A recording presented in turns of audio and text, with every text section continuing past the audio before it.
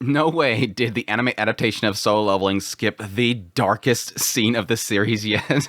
But yes, episode 9 of Solo Leveling, pretty decent episode, but I have to admit, now knowing what I know about the manhwa, it kind of bugs me because this episode emphasizes easily the most interesting thing for me about Solo Leveling. The concept of somebody going from being extremely weak and using all these emotions and strengths in order to push himself to survive, and now losing those because he's essentially getting stronger.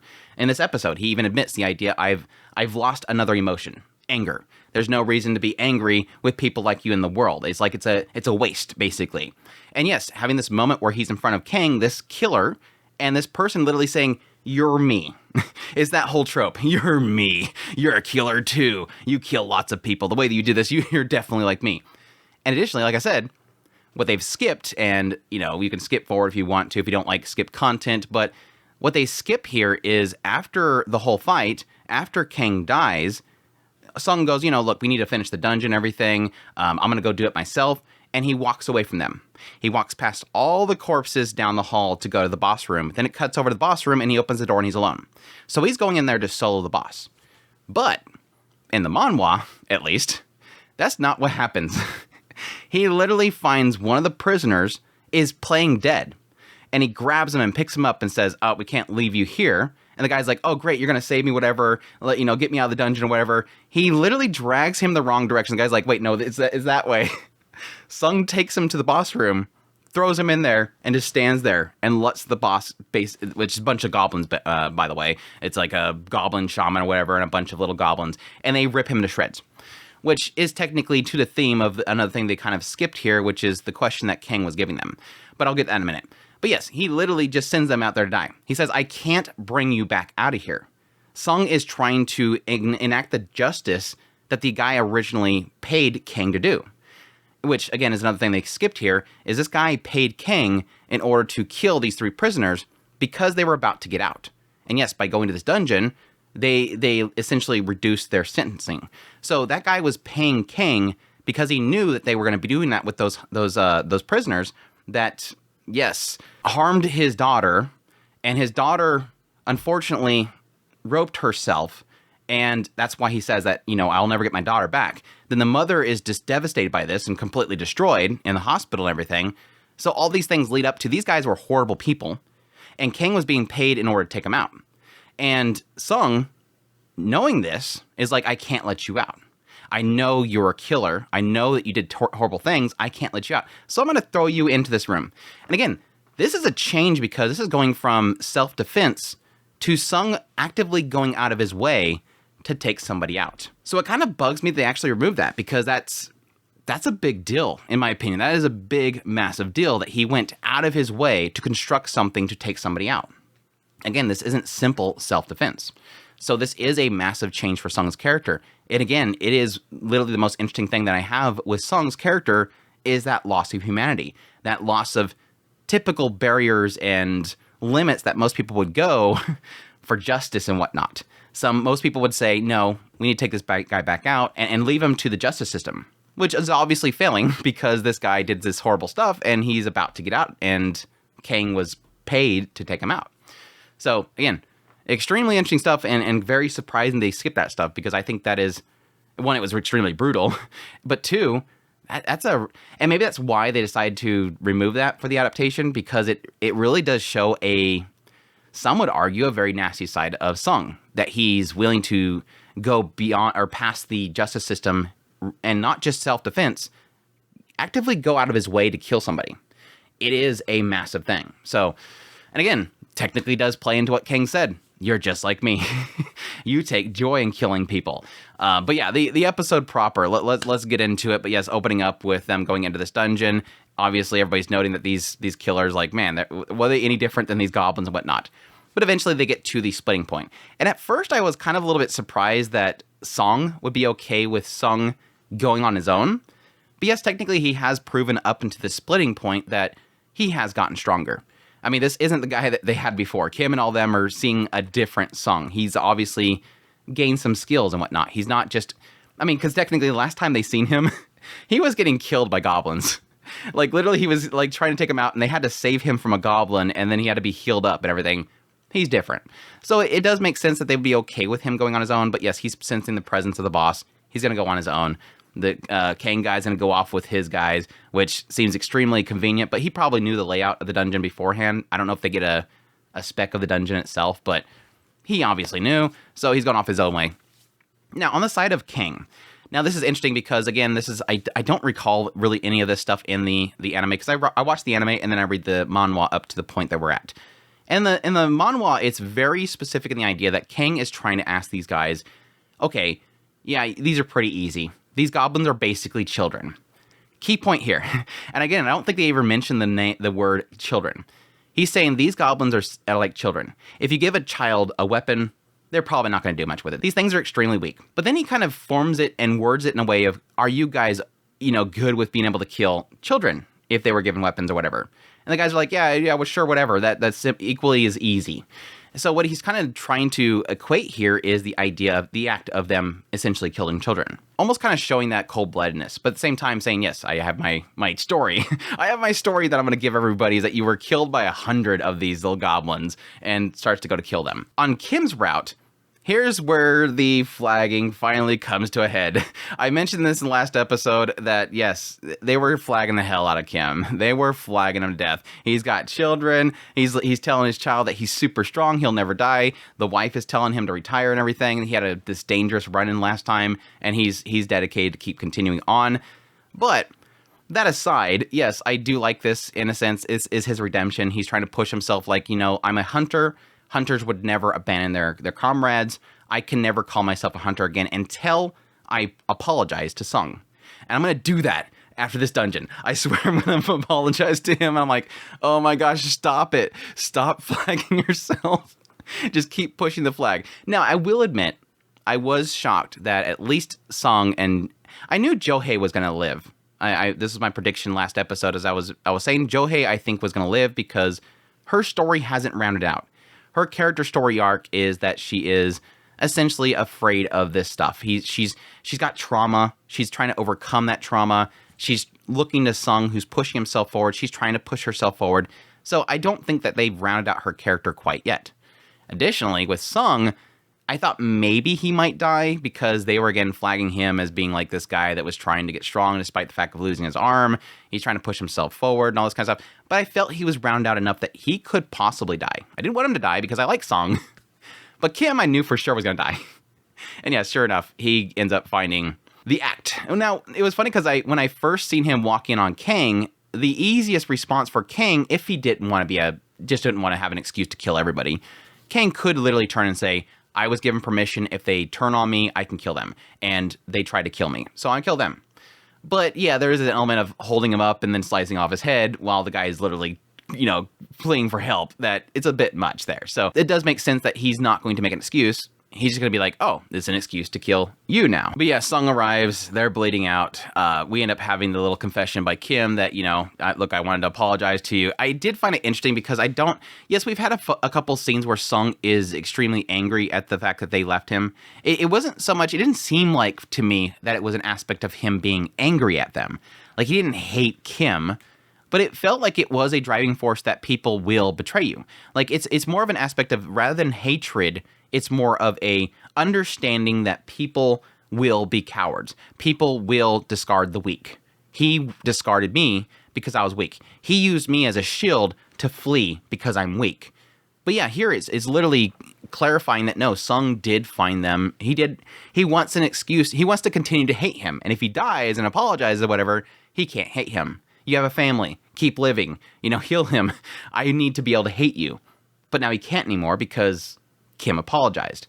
It is kind of it was okay. I mean, again, I kind of seen this coming, so it wasn't that much of a hit that Kim was going to die. It just seemed like it was flagging him way too much.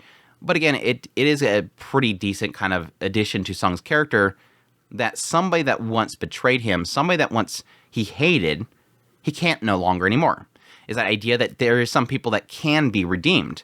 He's going to be running into obviously at this point, we're establishing that Sung's going to run into literally the most worst people in the entire world. Every time he goes in the dungeon, he's going to find somebody that's horrible because it's interesting.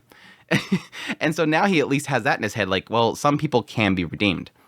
I don't know if they'll play off that in the future, but we'll see. But yeah, Kang ends up stepping forward, tries to kill them. Sung wards him off, and then Song goes to combat. And I do like this because it's kind of an extension to the previous episode, really kind of hitting heavy on the idea that Sung was a swordsman, and he awakened to be a mage. And there is this aspect of skill versus abilities. The awakened abilities versus actual natural skill. And it is really cool, the idea that Sung, despite being a mage, did hold his own against Kang, who is a B-rank assassin.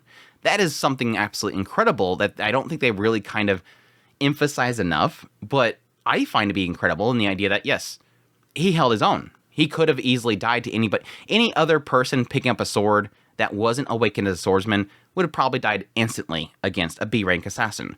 But again, Song held his own, despite the fact that Kang didn't use his OP ability, which is his stealthing ability. But yeah, he tries his last resort, which is to cast a spell at the last minute. It doesn't work. He goes to nearly die, and then Sung jumps up and takes on King. I will admit right here, I was a little bit disappointed. I will say that I was a little disappointed in the fight between Sung and Kang because it very quickly turned into the standard shonen thing where suddenly there is just lights dancing everywhere. I was like, no way are we already to the point where this show has turned to where the characters are so OP, we're just lights dashing around the screen. No choreography, no attacks, no defenses, blocks, parries. It's just literally ding, ding, ding, ding, ding, ding, ding. I hope they don't rely on that too much. It seemed like they went back to normal stuff after that, it was in the manhwa, by the way. It was the lights dashing around. This isn't an adaptation issue. But it is something that I always kind of against, because once they get to that point where they're so fast that you can't even see them, my enjoyment of the actual combat sequences kind of just starts plummeting. But again, after, Sung basically gets his mission to kill Kang, which I like that. Can you please tone down the hatred and the murderous intent because... Oh, never mind. The system picked it up. Stop. I don't want to actually... No, yeah, sorry. Now I got to kill you. It kind of implied that, but didn't really. The idea that Sung was okay with, I guess, capturing Kang, which would make things a lot easier, for sure. But Kang would reveal everything to everybody, so I don't know that would be a good thing for Sung to leave him alive, but it at least was implying the idea that he didn't want him to have that murderous intent because then he was going to have that mission. And the mission, like last time, was kill. That was it. You have to kill him. So, again, it seemed to be implying that. They did more imply in the manhwa that when he did slash Kang's cheek, it was applying that paralyzed poison effect, and Kang resisted it.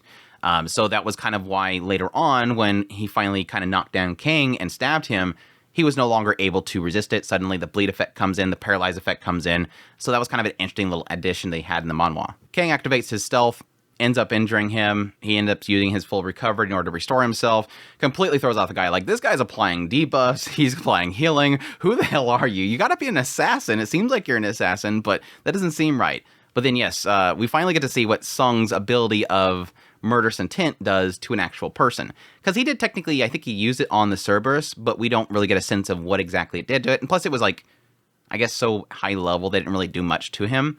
But with Kang, yes, it kind of shows him being thrown into this darkness, this abyss, before Sung's able to just come up and just stab him. It kind of seems like it just paralyzes the person, puts them in darkness so they can't see anything, and then Sung can just basically, boop, you're done.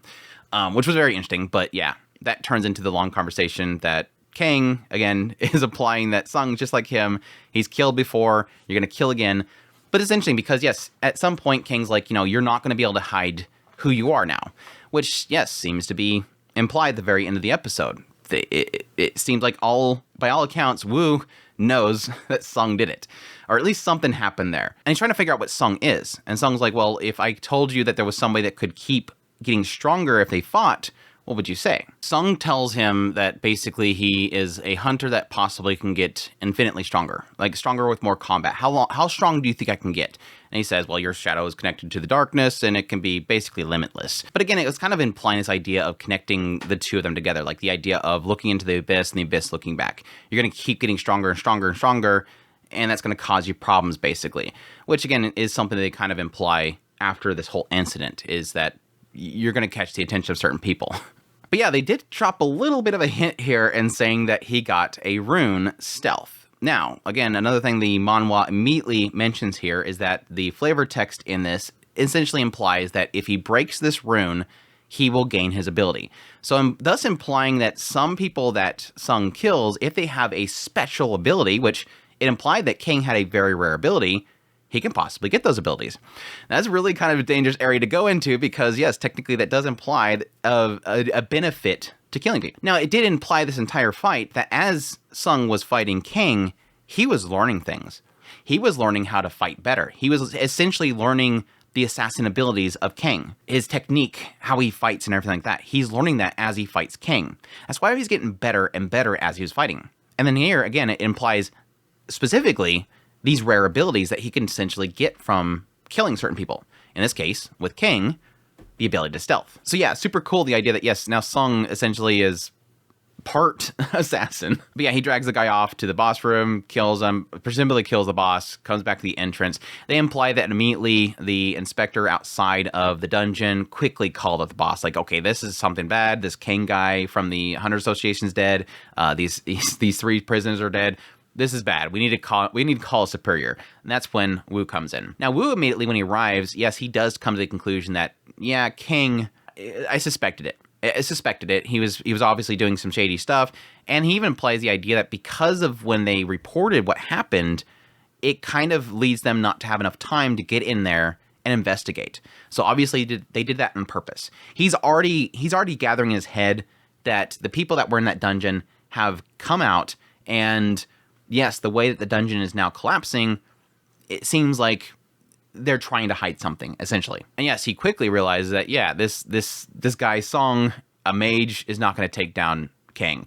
He says specifically, the Hunters Association can't even keep a leash on him. Kang is just something that's extremely powerful and hard to handle. But yeah, he does seemingly accept what they're telling him. But again, that suspicion's still there that this Sung guy, he ain't normal. There's something about him. And they kind of skip this whole segment, which they could get into later on. It sort of is positioned in a way that they could flash back to it in the next episode. But yes, he's throwing warnings at Sung regarding a previous mishap in the dungeons. I'll just say that. We'll talk about it next episode if they don't get into it. But yeah, we lead up the episode with Johei basically saying, hey, Sung, do you remember this thing? Which I'm assuming is some gem he gave her a long time ago, and she doki doki with him forever, ever since then. Who knows? Or at least maybe something happened in a dungeon at some point. Maybe he saved her and then a gem fell and he gave her the gem. Who knows? But we'll probably see in the next episode. But yeah, interesting episode. And again, a lot of very interesting skipped content that I think is kind of a rough thing to kind of see, because again, I think they're very significant to Sung's character. But maybe the anime adaptation, they didn't feel it was significant enough. Maybe something else like this happens in the future, so they figured they can cover it there. Who knows? You can never tell sometimes the adaptations. Anyways, that's my thoughts on episode 9 of Solo Leveling. Hope you guys enjoyed this video. As always, if you make sure that like button down below, comment, let me know what's thought of the episode. Additionally, if you're new to the channel, make sure that subscribe button's got my content. I do usually first impressions top list. If it's anime, it's pretty much here. Additionally, if you want to support the channel more, I have Patreon link, tips, link, super thanks, membership button down below. Greatly appreciate it, but it does. And y'all take care.